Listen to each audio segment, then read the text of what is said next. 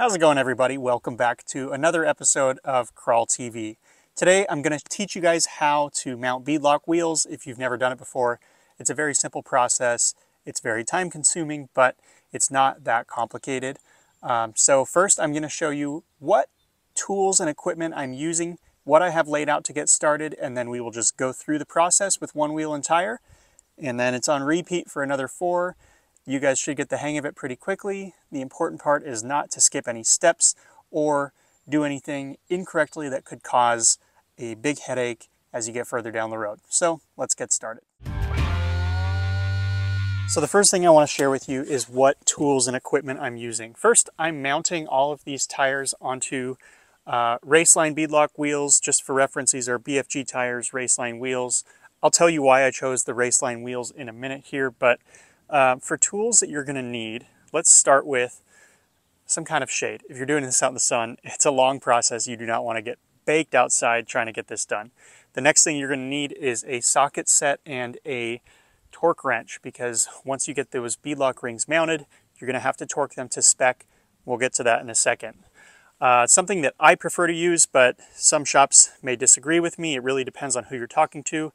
I like to use just a little impact to get these bolts down set. You'll go through the ring a few times, we'll cover that, but you want to make sure that you're not over hammering things on. If you're going to use that tool, you have to be pretty careful with it. Next, I use Windex to get my beadlock wheels through the beads on my tires. I use Permatex anti-seize to coat all of my bolts that go into the beadlock rings so that nothing seizes permanently in place.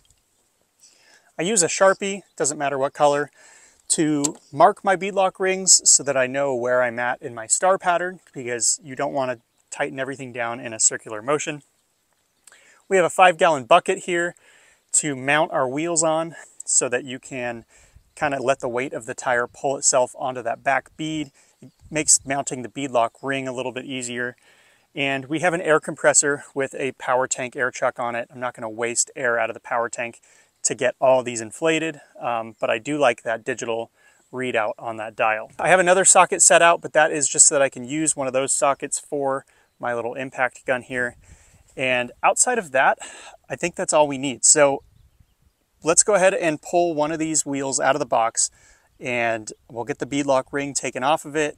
We'll lay out all of our hardware, and we'll get started with our first tire so that I can show you guys what I'm doing. I have unboxed this one already. I made a video about these wheels, just getting them out of the box before, so you may have already seen them. The beadlock rings have 2 bolts in them holding them down, and then we have the rest of our hardware here in a bag.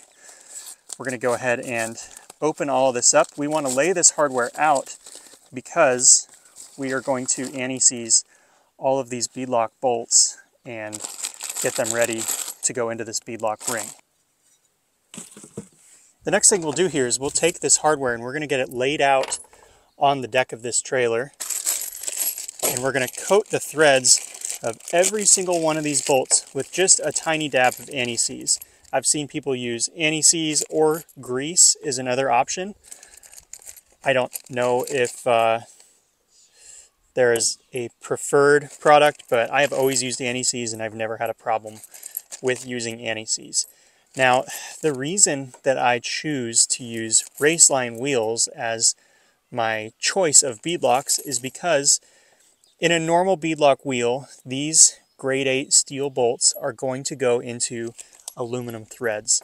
And those are 2 different types of metal that are more prone to corroding together and seizing.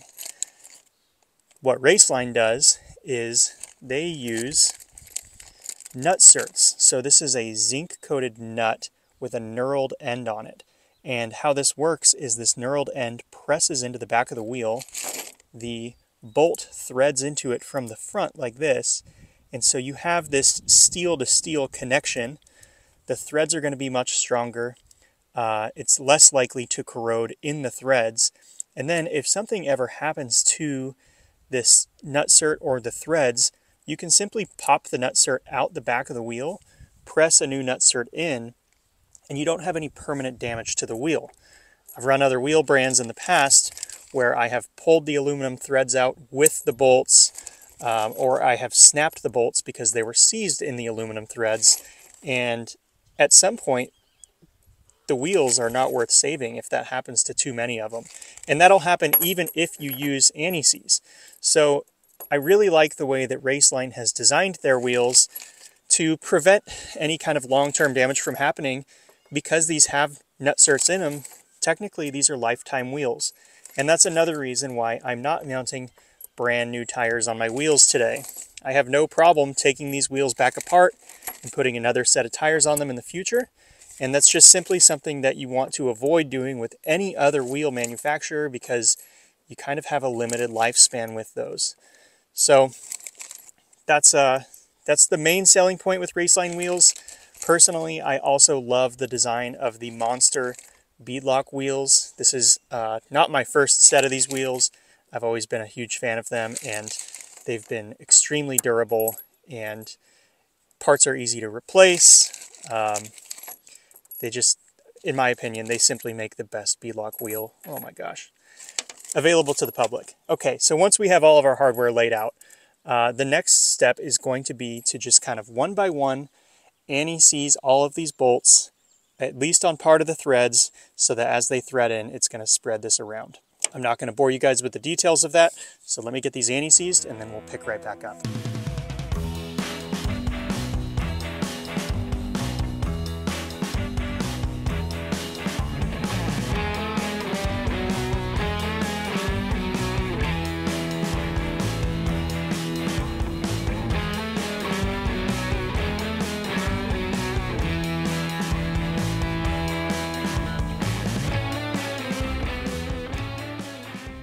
Okay, now we're on to the fun part. We have all of our hardware anti-seized, we have our beadlock ring off of our wheel, and we have our tires laid out, okay? The next thing that we are going to want to do is we're going to want to push this beadlock ring end of our wheel through a tire. So if your wheels come with a protective ring on the bead, you're going to want to remove that at this point, and you are going to want to get out your Windex. You're going to want to spray all the way around the edge of this wheel and all the way around the bead of your tire. Now remember, this is the face of your wheel. So if you want white walls out, make sure your white wall is facing down. If you want white walls inside like I do, you have to make sure that your white walls are facing up. So I have to flip all these tires because I laid them out wrong. We're going to get the bead sprayed down on one of these tires. We're going to get the inside of this wheel sprayed down, and then I'm going to show you how to put this wheel through that bead. Then we'll flip it over, put it on a bucket, and we'll get started on the beadlock ring. Get it nice and, wow, it's really reflective. That just blasted me in the face. So we've got this thing nice and sprayed down. We'll set the wheel to the side, and we're going to spray down this tire as much as we can. The next part is to put the wheel through that bead, and then we'll flip this whole thing over. So you got to pick the wheel up over your head, get a nice wide stance, and we're going to slam it through. Ready? There we go. So now the bead is around the wheel. The back of the bead will actually pop onto the lip once we inflate it. But now we're at the point where we can flip this whole thing over onto the bucket, and we'll get started on the beadlock ring side.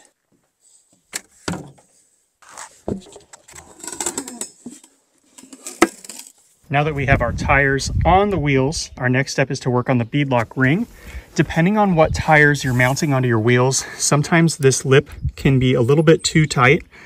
And if you run into that problem, the solution is get a dead blow hammer and some flathead screwdrivers, and very carefully just pop it back behind that lip with a screwdriver, hammer it down with a dead blow, and then work your way around, making sure that you're not popping opposite sides back up and just chasing your tail.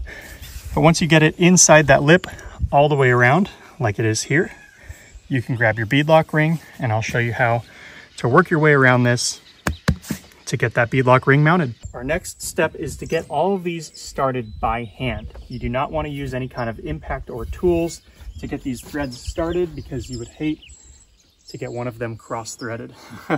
But just take your time, get a couple threads started with every single one of them, just like that.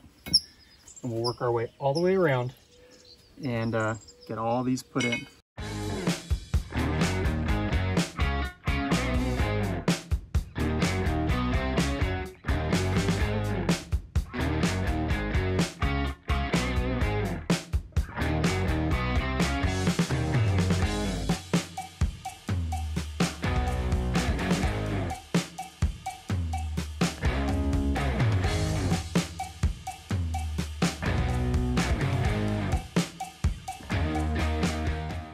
That we're in the shade, we can begin our tightening sequence. So what I like to do is I like to mark my beadlock ring. And these two bolts kind of straddle the valve stem. I always start at the valve stem. So we'll just pick that one there and we'll mark it. We'll give it a little tick. And then directly across the wheel from it, we're gonna give another tick. And then we're gonna pick kind of a plus pattern here. So how about this one and this one? These are gonna be our reference points so that we know where we're at as we work our way around this wheel. We want to get all of these bolts to 16 to 18 foot-pounds. I'm going to start with this impact. I'm going to be very slow and methodical, and I'm going to work from here to here to here to here, and then just continue clockwise until I get to the next tick mark. And then from there, we're going to do this by hand, and we're going to get our torque wrench and our 1/2-inch socket out. And we're going to go through and we're going to set that torque wrench at 17-ish foot-pounds. And we're going to get a good click out of every single one of these. And at that point, we will be done with this wheel. But it takes time. You don't want to do too much on one side. You don't want to torque in a clockwise motion because this thing has to seat very evenly and it has to put even pressure on the bead of this tire to hold it in place. So we don't want to do this too fast. We don't want to get ahead of ourselves and we don't want to lose where we're at because we want to make sure every single one of these gets tightened. So what I'm going to do is I'm going to start here. I'm just going to give it one pull like that.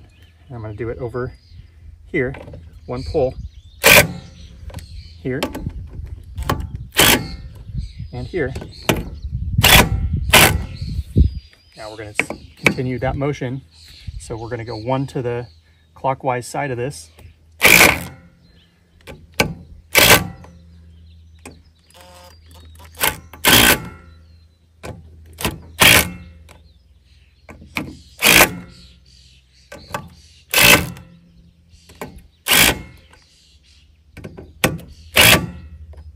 And you guys can kind of see where we're going from here.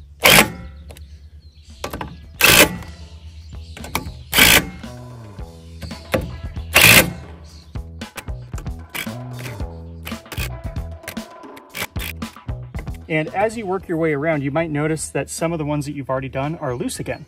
And that's why we want to do this in a star pattern, because where you started, now that you've worked your way around and got this thing seated evenly, see where this tick mark is, I can turn this by hand again. And that's because everything has tightened around it and there's not a ton of like angled pressure on it again. You want all the heads of these bolts to seat evenly.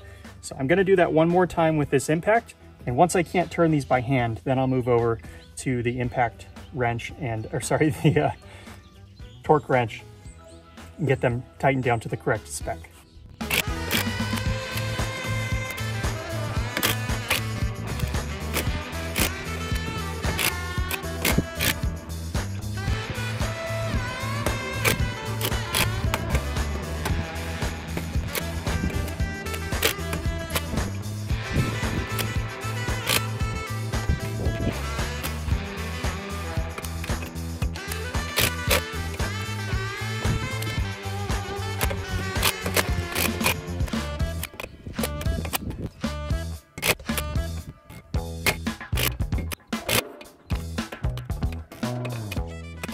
Last thing we want to do is torque these. So we're going to set our torque wrench. Bolt number 1, ready? There's our click. There's our click. This guy. Click. Click.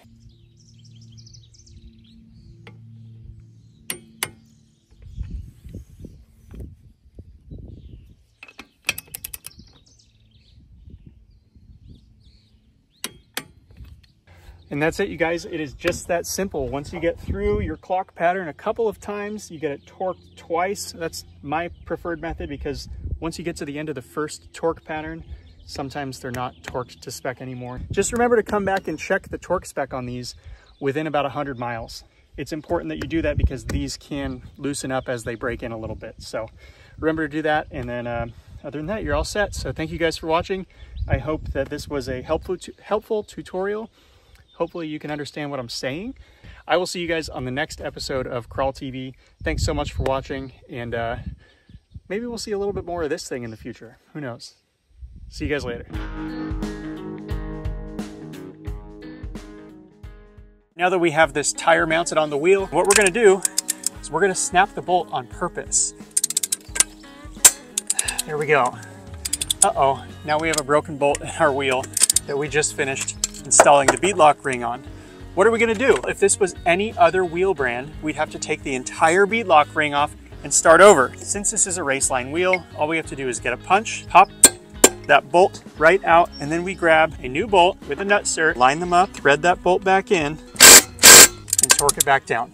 And as soon as we get a click on this torque wrench, the wheel is fixed, we're back in business, and that took less than a minute. And that is why Raceline is the most serviceable and most reliable wheel brand in the off-road market. Thanks for watching.